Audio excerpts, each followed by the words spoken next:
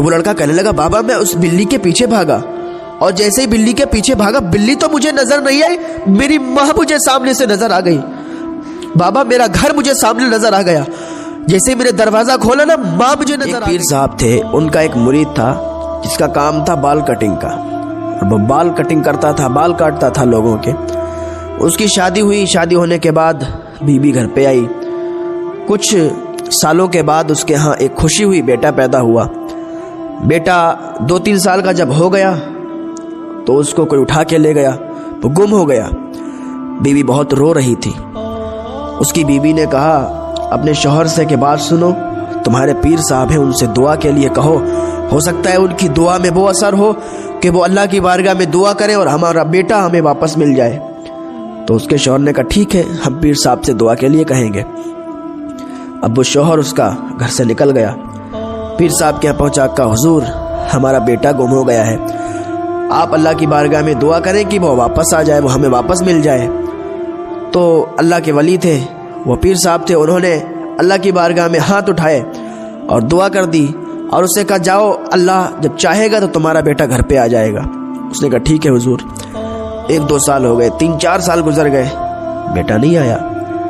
پھر اس کی بیوی رونے لگی ایک دن اور کہنے لگی کہ بیٹا واپس نہیں آیا, جاؤ پھر پیر صاحب کے پاس جاؤ اور دعا کراؤ, ہو سکتا ہے پیر صاحب کی وجہ سے ہمارا بیٹا واپس آ جائے.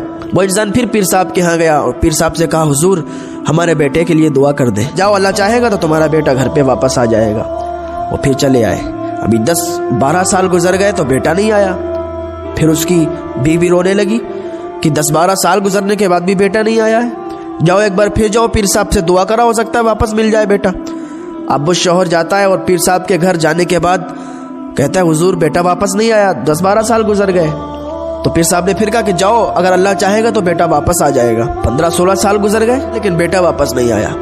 جب بیٹا واپس نہیں آیا تو ایک دن وہ رو رہی تھی اور شوہر نے پوچھا کہ کیوں رو رہی ہو, تو وہ ایک دم شوہر پہ چڑھ گئی کہ تم بولنا مت, میں کیوں رو رہی ہوں, آج 18 سال ہو گئے ہیں, تمہارا پیر روز دعا کرتا ہے لیکن 18 سال کے بعد بھی بیٹا گھر پہ نہیں آیا.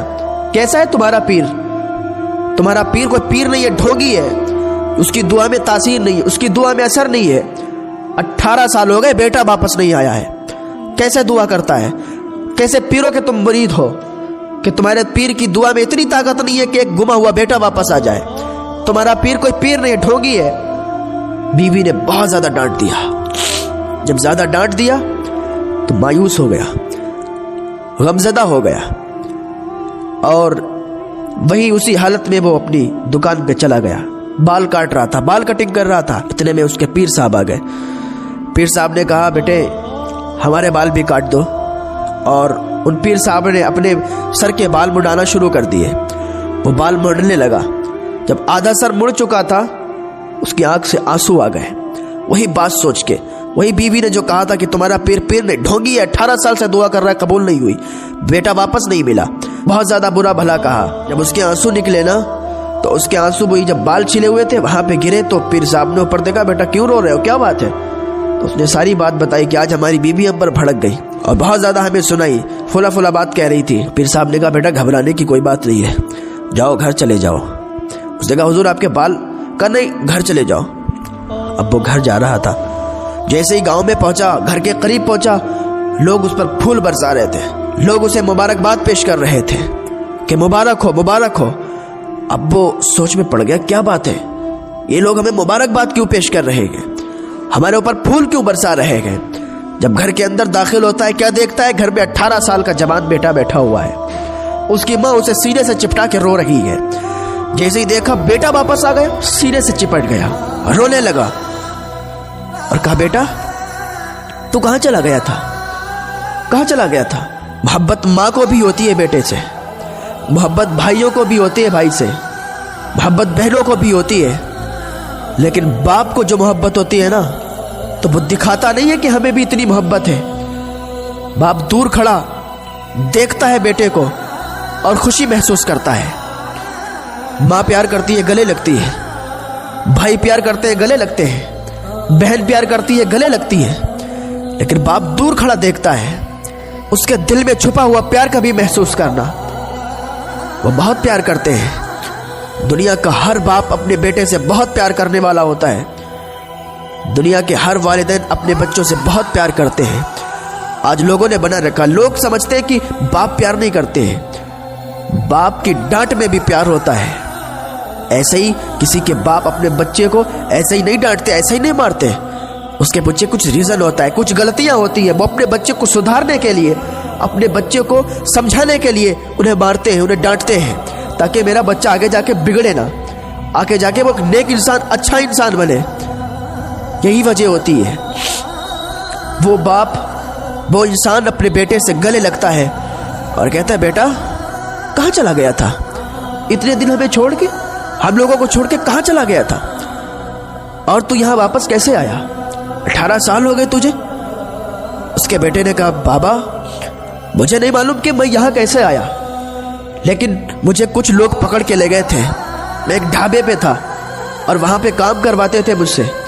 لیکن ابھی کچھ دیر پہلے ایک بزرگ آئے اور ان بزرگ نے مجھ سے روٹی مانگی, میں نے انہیں روٹی دی اور ان کی روٹی بلی لے کے بھاگ گئی. جو اللہ والے ہوتے ہیں نا, وہ رزق کو ضائع نہیں ہونے دیتے, وہ رزق کی قدر کرتے ہیں. آج انسان رزق کی قدر نہیں کرتا. شادی ہال میں چلا جائے کتنا کھانا برباد کرتا ہے, آپ نے خود دیکھا ہوگا اپنی نگاہوں سے. بہت زیادہ کھانا برباد کر دیتے ہیں, پھینک دیتے ہیں. اللہ والے رزق کی قدر کرتے ہیں. تو وہ لڑکا کہنے لگا, بابا میں اس بلی کے پیچھے بھاگا اور جیسے ہی بلی کے پیچھے بھاگا, بلی تو مجھے نظر نہیں آئی, میری ماں مجھے سامنے سے نظر آ گئی. بابا میرا گھر مجھے سامنے نظر آ گیا. جیسے میں نے دروازہ کھولا نا, ماں مجھے نظر آ گئی اور میں اپنی ماں کے گلے سے لگ گیا. بابا بلی کو مجھے پتہ نہیں کہاں چلی گئی, لیکن مجھے میری ماں مل گئی, مجھے آپ مل گئے, میرا پورا پریوار مجھے مل گیا, میرے گاؤں والے مجھے مل گئے. بابا وہ کوئی ضرور اللہ کا نیک بندہ ہوگا. بابا وہ اللہ کا نیک بندہ ہوگا. اس انسان نے کہا, بیٹا مجھے یہ بتاؤ وہ دکھنے میں کیسے تھے, انہیں پہچان سکتے ہو؟